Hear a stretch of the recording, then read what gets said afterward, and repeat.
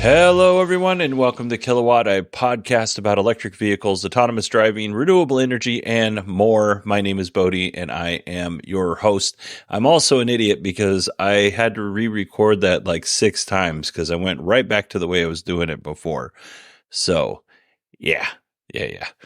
Let's see. On today's show, we are going to talk about General Motors and their new infotainment system, and they throw a little shade at CarPlay and Android Auto. We're also going to talk a little bit more about the Cybertruck, and then we're going to talk about this really interesting recall that Tesla's doing. 2 million vehicles. But before we get into our EV news today, I do want to just share 3 quick things with you. First of all, the True North EV podcast is back, at least for one episode.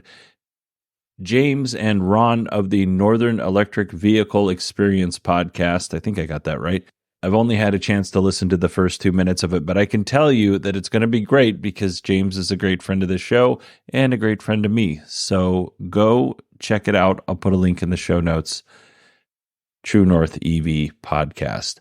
Next up, this podcast now has chapters. So if you want to skip past all this nonsense and your podcast player allows for that, then this is really good news. And I think most podcast players do support chapters.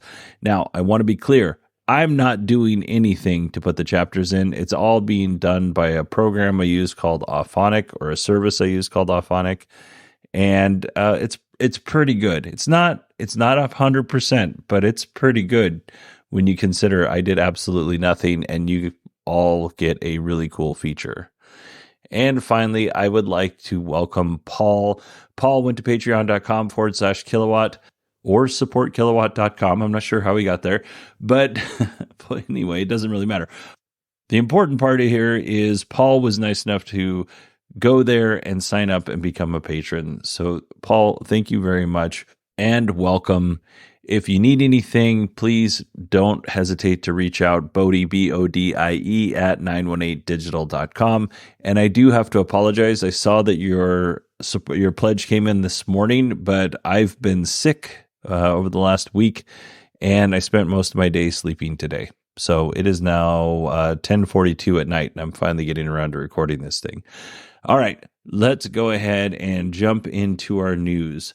Founder and former Nikola CEO Trevor Milton may spend as many as 11 years in prison for defrauding investors. Now, if you're not familiar with Trevor Milton, he's the Elizabeth Holmes of electric semi-trucks. If you're not familiar with Elizabeth Holmes, Google it. I'll also put a link to the article in the show notes for the Trevor Milton stuff. Basically, he lied. Moving on to Ford. Ford is cutting back on F-150 Lightning production.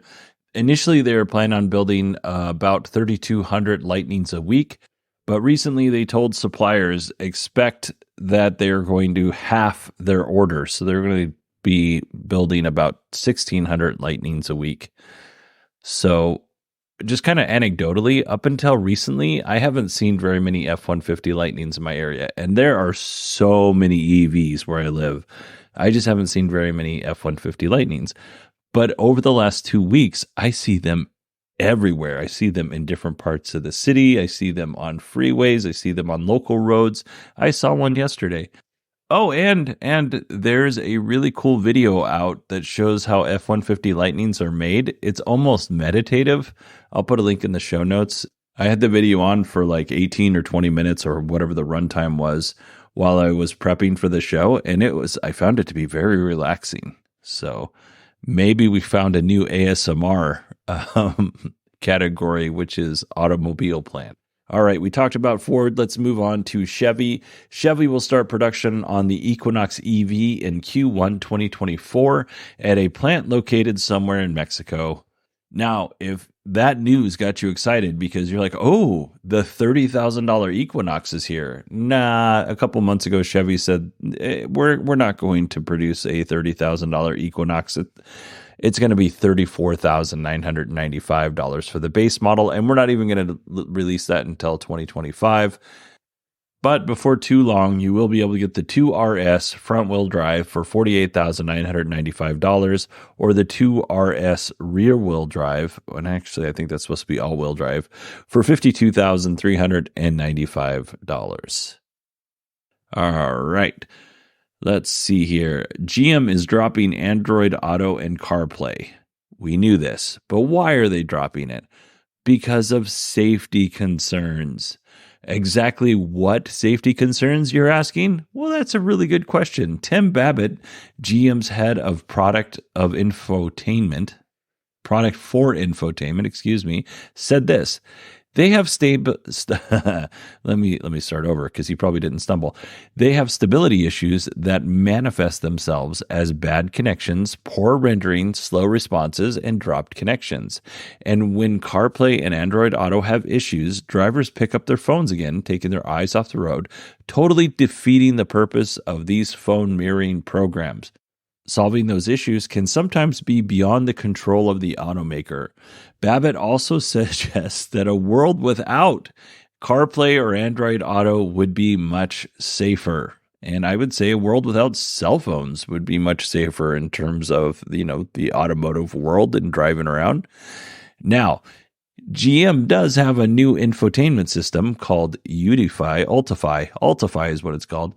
Ultifi is built on Google Auto, which has nothing to do or very little to do with Android Auto. I think it's called Google Auto. It doesn't matter. I didn't write it down. It'll also come with integrated Google apps like Maps. And I'm sure, as they develop the infotainment system, we'll get a whole host of other third-party apps as well. One of the things that they highlighted was voice control. No need to reach for your phone, which is great. You shouldn't be reaching for your phone while you're driving. But I can say, and I have nothing bad to say about Ford, but their infotainment system, when I drove the Ford F-150 Lightning, which was about a year ago now, sucked. Like it was fine, but it was really hard to find things. So you're just going to hunt and peck through GM's infotainment system until you find what you need because voice control features don't work very well. Like, I love my Tesla, but the infotainment system on my Tesla is not great, and the voice system sucks. It's not a great system, and I don't think GM's going to do any better. Babbitt also said that Android Auto, and CarPlay compatibility may also be bringing down their GM's JD Power reviews via customer complaints. Which is funny and maybe true. But I guess customers are blaming GM when GM's like, you should be blaming your phone manufacturer, which is kind of what they alluded to in the comment. Another reason for them to boot Android Auto and CarPlay to the curb is GM gets to own the customer data. They can take that data and they can market certain features to the customer. They can also make the experience better for the customer, by the way. It's not all bad. Or they could take that data and sell it to anybody who wants to buy it. It doesn't mean they will, but they certainly can. And I'm just going to leave it here with this one last comment. Building a useful and usable infotainment system is very difficult. Again, I mentioned my Tesla. Tesla's infotainment system is fine. It's not great. It's way better than the last car I had. But most of the listening to things in my car is done through my AirPods. I almost never listen to things on the car's actual speaker system. The only time that I do is if I'm waiting for my kids to get out of some sort of activity and I put on Hulu or Netflix. That's the only time that I use the speakers in my car. I guess if somebody else is in my car too, I will, turn the radio on so that they can hear it and they don't have to just sit in silence. But if I'm by myself, it's just my AirPods and I throw my iPhone on the charger. So what I'm trying to say here is it's very difficult to do. So GM better be careful about throwing shade at their now business partners because it may backfire when their initial product sucks, and it almost certainly will. So let's move on to Tesla, Polestar, and GM. They have all agreed to participate in a supply chain emissions database. The database keeps close track of supply chain emissions by using a lot of different tools, but some of the ones they mentioned were satellites and machine learning. And they track greenhouse gas emission sources around the world. The database covers over 350 million sources of greenhouse gas sites, including mining, steel mills, and power plants. And it goes on from there. There's a bunch of companies that signed up. These are just the 3 auto companies that the article wrote about, but Boeing is doing this as well. And the overall goal here is to identify where improvements can be made in the supply chain to lower greenhouse gas emissions. This whole project is an Al Gore global climate coalition project, but I'm glad to see that these companies are signing up for this. And honestly, I hope they release a report based on the data that this coalition is able to provide, so that we can see, how clean is that F-150 Lightning and how clean is this is my Tesla. I'm genuinely curious.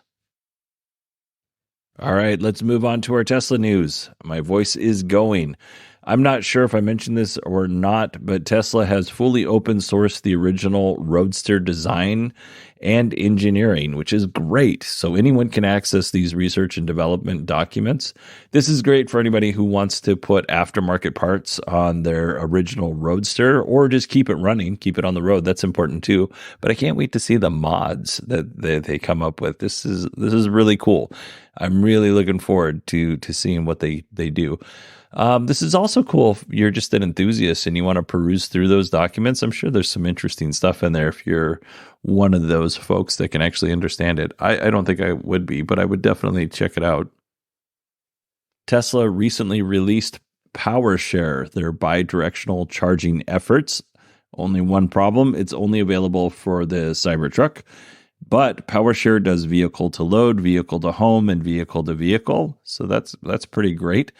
Tesla hasn't said too much about this, but we do know that Cybertruck Foundation reservation holders are getting the equipment they need to make vehicle to home and vehicle to load and vehicle to vehicle work with the purchase of their vehicle.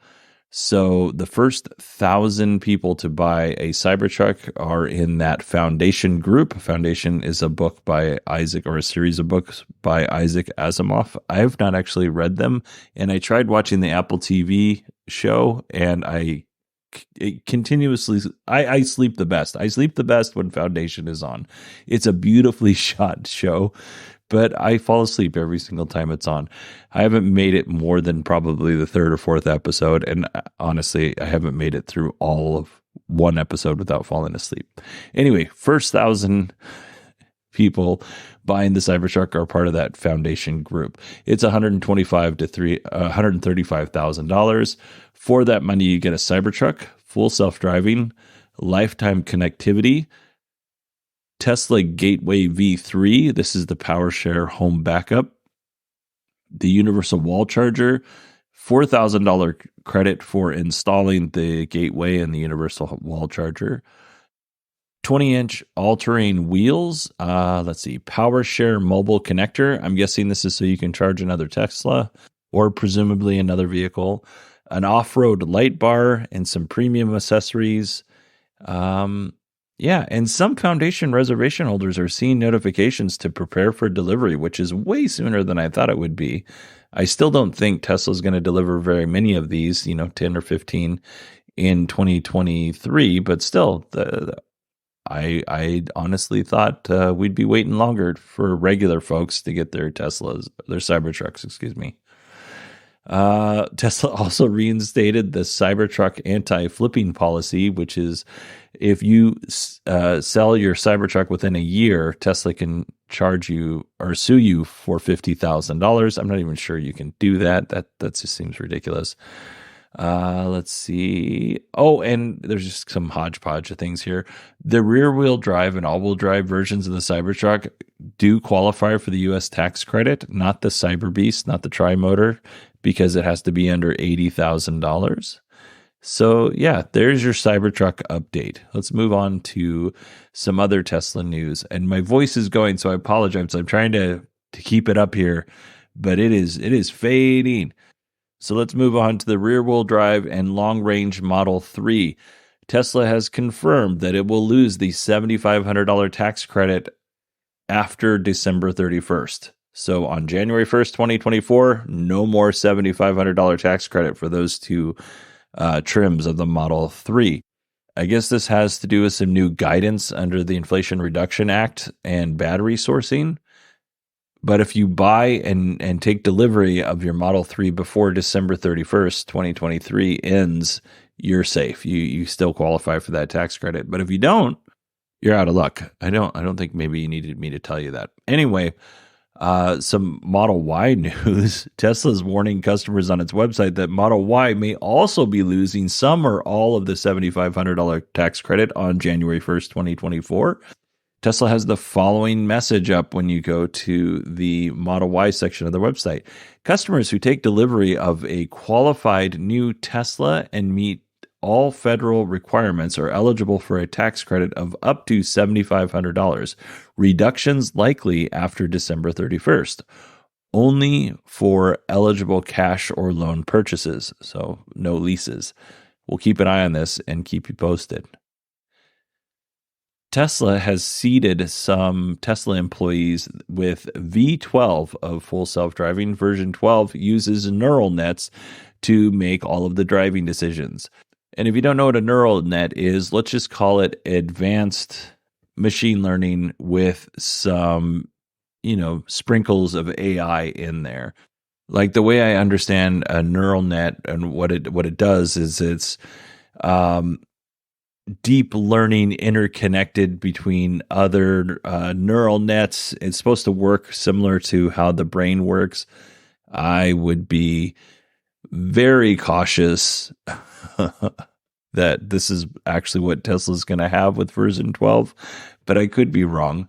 Like version 11, a bunch of very talented engineers programmed in a bunch of code, millions of lines probably, and Elon said that with the neural net on version 12, there's hardly any code in there at all programmed in. Now, this might work great. I'm not saying it's not going to work great. I'm just saying, how's it going to work at scale? Because I'm a frequent user of ChatGPT. Almost every single day I use ChatGPT, and it does not work well at scale, and it's just answering stupid questions. But I told you that story so I could tell you this one. In 2022, the California Department of Motor Vehicles claimed that Tesla was falsely advertising autonomous vehicle capabilities of FSD and AutoPilot. I'm not sure I said that right, but I'm not going to go back and re-say it because I'll probably screw it up even more. Anyway, this is what they had to say.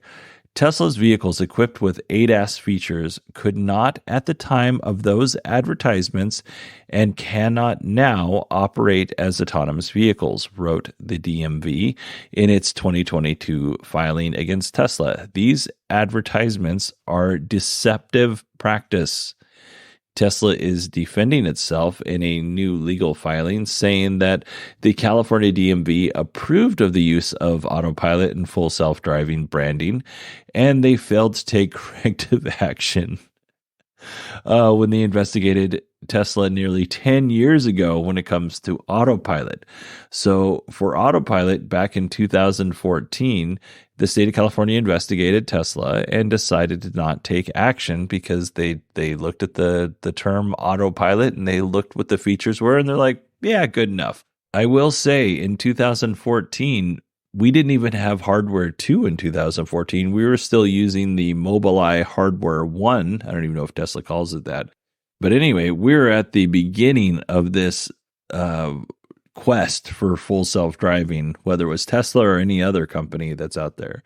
As far as the marketing term full self-driving, Tesla says that there are no clauses prohibiting the use of using the term full self-driving in the vehicle autonomy regulations that California has. So Tesla looked at that and said, we're going to use full self-driving FSD because it doesn't say you can't.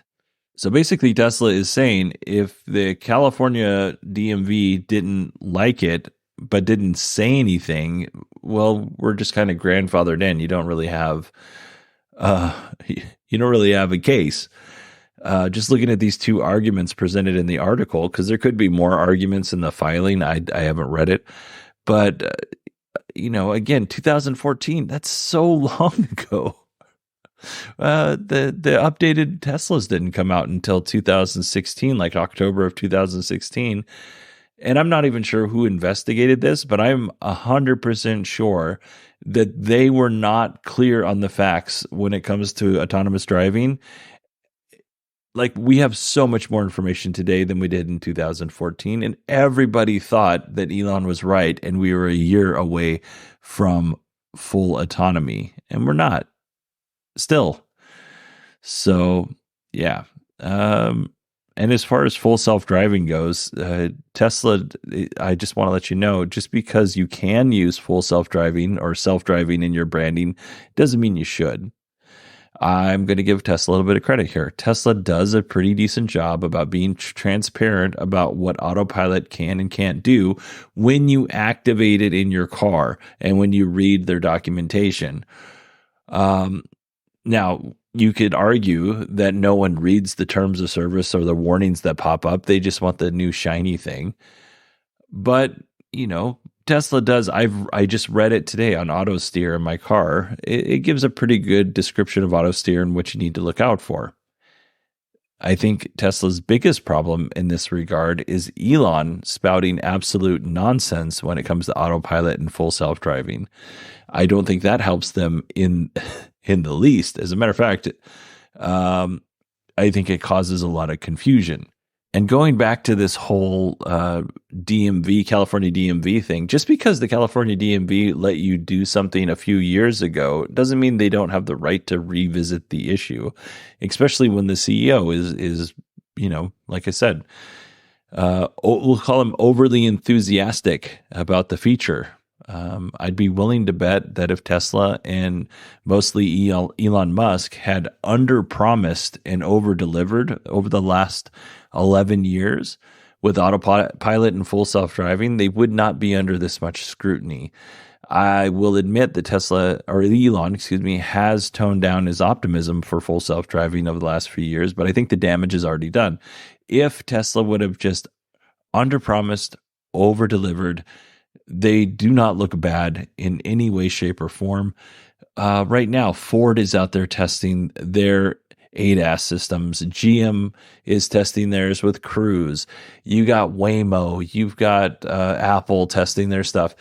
The one company with the target on its back right now is Tesla. And it's because they have a CEO who doesn't care about being fined, and he's just going to push on until, he's told he can't anymore, and he's not told no very often. So, yeah. Also, there's just one last thing. There's another thing that bugs me about Tesla and their full self-driving efforts is they'll use full self-driving as a marketing tool to sell cars. That's great. But when there's an accident where AutoPilot or full self-driving is involved, they're like, "No, we never said it was full self-driving. Read the fine print." It's, aspirational. It's an aspirational goal. When your $12,000 beta feature that you pay for, it's aspirational. It's not real right now, but we want to do it. Now, I know that I just blabbed for a really long time, but I told you that last story so I could tell you this one. Tesla is recalling 2 million vehicles. The National Highway Transportation Safety Administration says that Tesla Autopilot system was open to foreseeable misuse. And I realized I forgot but I'm not going to go back and re-record it because I don't have much of a voice. But it sounds like AutoSteer is at the center of this recall, and there's a lot of lawyer speak that I'm not going to read you. But I will tell you how Tesla responded. They said that the changes that the National Highway Transportation Safety Administration is requiring could actually increase the risk of a crash and may not be sufficient to prevent driver misuse. So to me, it sounds like Tesla is admitting that their system is flawed when it comes to driver misuse, and whatever the National Highway Transportation Safety Administration wants them to do is also flawed. So it seems like maybe they should get all their smarty pants people together and figure out a better way of making sure that there isn't driver misuse. However, that's whack-a-mole. I don't know if an auto manufacturer can actually make it so that people don't misuse their technology. People are really good at being stupid. Like, it's one of our greatest traits as a people, or as a group, is we're really dumb, and we're creatively dumb, almost to the point of genius level stupid when we want to be. So that doesn't mean that Tesla shouldn't try harder. That doesn't mean the National Highway Transportation Safety Administration has all the right answers. They should all get together and come up with some consensus here. The National Highway Transportation Safety Administration investigated 956 crashes where AutoPilot was thought to be in use. Of those 956 crashes, only 36 of them were thought that AutoPilot or full self-driving was in use during that time. This is basically just a software update, and there's going to be AutoPilot guardrails put in place. The update will include more alerts and additional controls and a bunch of warnings. Here's some official information from Tesla. At no cost to customers, affected vehicles will receive an over-the-air update remedy, which is expected to begin deploying to certain affected vehicles on or shortly after December 12th, 2023. With software version 2023 44.30, remaining affected vehicles will receive an over-the-air update remedy on a later date. The remedy will incorporate additional controls and alerts to those already existing on affected vehicles to further encourage the driver to adhere to their continuous driving responsibilities whenever auto steer is engaged, which includes keeping their hands on the steering wheel and paying attention to the roadway. Depending on vehicle hardware, the additional controls will include, among others, increasing the prominence of visual alerts on the user interface, simplifying engagement and disengagement of auto steer, additional checks upon engaging auto steer and while using the feature outside controlled access highways and when approaching traffic controls. So additional checks upon engaging auto steer. So I'm going to stop here. As far as I know, I always thought that AutoPilot was not technically approved by Tesla or supported by Tesla on surface streets. Like, there was an accident where somebody was using AutoPilot on a surface street, and Tesla's like, you're not supposed to do that. It's only for highway use. So that's interesting. Because it says here, additional checks upon engaging auto steer and while using the feature outside controlled access highways and when approaching traffic controls. The eventual suspension from auto steer use if the driver repeatedly fails to demonstrate continuous and sustainable driving responsibility while the feature is engaged. When I go to work in the morning, I use AutoPilot on the freeway, but I don't use it on side roads. I have practiced and played with it. Not practiced. I played with it a little bit, but it just makes me too nervous. Drop my chapstick. So I don't really use it that much. But when I do use it, it's pretty remarkable, but it's just doing, the lane keep and following at a certain distance. Maybe it's doing some other stuff that I'm not aware of, but it seems like it's fairly simple compared to what full self-driving and some other ADAS systems can do. But I'm happy with it. It does break for weird reasons sometimes, but it's not the end of the world. All right, everybody. I actually had an audio clip that I was going to play, but I'm having some technical difficulties. So we're just going to call it here because my voice is gone. We've already been on here for almost 30 minutes. So let's go ahead and call this good. Remember, we have chapters. If you want to skip around, you can absolutely do that now. If you want to email me, it's Bodie, BODIE at 918digital.com. You can find me on Twitter at 918digital. And yeah, this is every now and again, I like to see if I can't do a podcast every day for a week, or at least 5 days, Monday through Friday. And today was Wednesday. We got 2 more to go. We'll see how it goes. I want to thank everybody for listening. Thank you again, Paul, for supporting the show. Go listen to True North EV's podcast. James is a wonderful human being. You should always support him. I'll go and support him. I'm starting to fade. I hope you all have a wonderful day, and I will talk to you tomorrow.